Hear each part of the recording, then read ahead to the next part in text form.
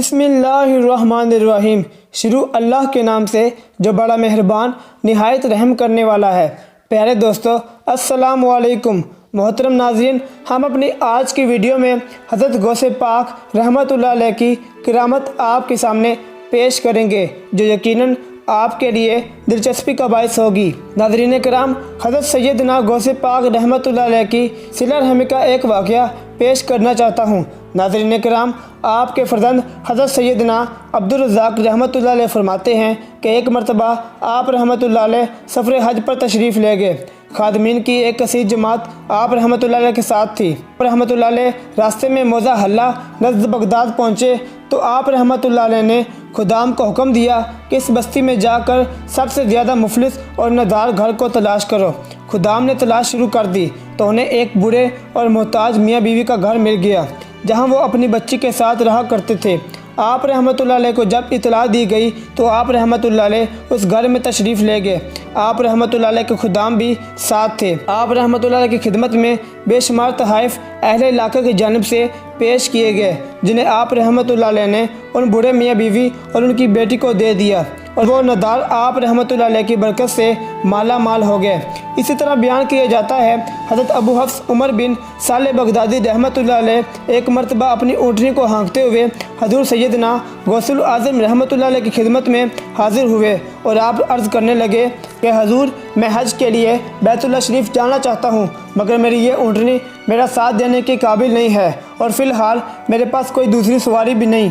आप रहमतुल्लाह अलैह ने उस ऊँटनी की पुश्त पर हाथ फेरा। उसके बाद हज़रत अबू हफ्स उमर बिन साले बगदादी रहमतुल्लाह अलैह ने उस ऊँटनी को एड़ी लगाई तो वह ऊँटनी बैतुल्लाह शरीफ की तरफ ऐसे भागी कि कोई दूसरी सवारी फिर उसके नज़दीक ना आ सकी।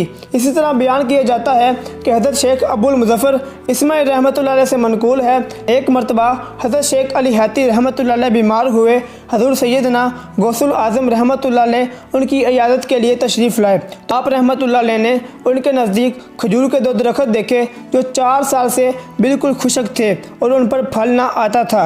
आप रहमतुल्लाह अलैह ने उन दरख्तों के नीचे बैठकर वज़ू फरमाया और 2 रकअत नमाज अदा फरमाई। कुछ दिन गुजरने के बाद उन दरख्तों पर फल लग गए और वो दोबारा से सरसब्ज़ शदाब हो गए। इसी तरह हज़रत शेख सैयद अब्दुल कादिर जिलानी रहमतुल्लाह अलैह के ज़माना तालिब इल्मी के दिनों का बयान करते हुए हज़रत शेख अबू मोहम्मद अब्दुल्ला जियाई रहमतुल्लाह अलैह फरमाते हैं कि एक मरतबा आप रहमतुल्लाह अलैह ने फरमाया कि एक रोज़ मैं एक वीराने में बैठकर पढ़ने में मशगूल था।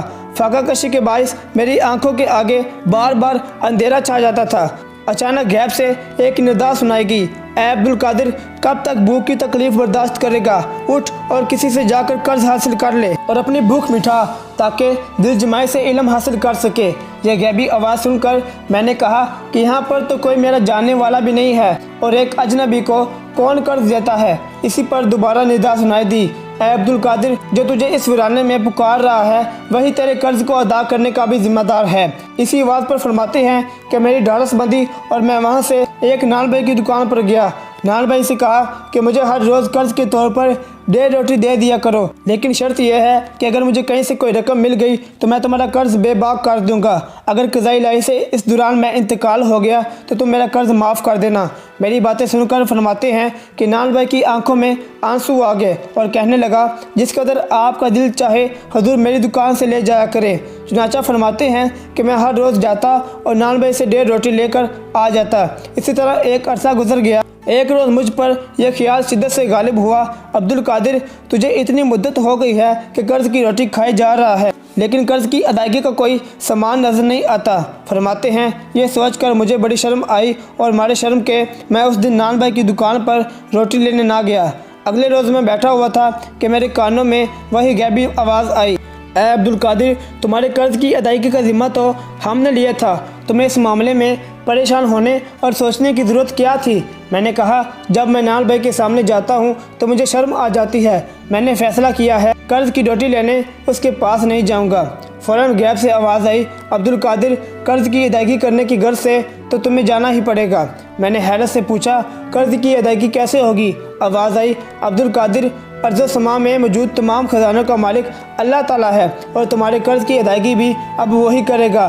तुम फ़लाँ मुकाम पर जाओ और वहाँ पर जो कुछ तुम्हें मिले उससे नान भाई का कर्ज़ अदा कर देना। मैं हैरानी के आलम में इस बताए गए मुकाम पर पहुंचा जहां हर तरफ वीरान ही वीराना था। मैंने देखा वहां आटे का एक थैला पड़ा है। मैंने उस थैले को उठाया और नान भाई के पास ले गया। नान भाई ने कहा, हजूर ये क्या है? मैंने कहा, खुद देख लो। उसने जैसे ही उस थैले का मुंह खोला तो मारे हैरत के वो परेशान हो गया, क्योंकि थैला सोने का भरा हुआ था। प्यारे दोस्तों, ये शान होती है औलिया अल्लाह की। अगर आपको हमारी वीडियो पसंद आई है तो वीडियो को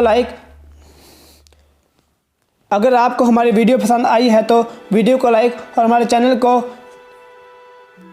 हमारे चैनल इस्लामिक पीडिया ऑफिशियल को ज़रूर सब्सक्राइब कीजिए।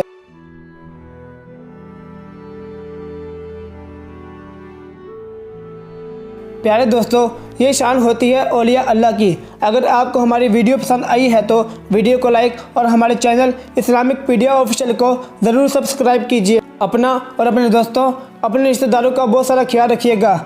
अल्लाह और अल्लाह के रसूल सल्लल्लाहु अलैहि वसल्लम से बेहद मोहब्बत कीजिए। आपका बहुत शुक्रिया। अल्लाह हाफिज़।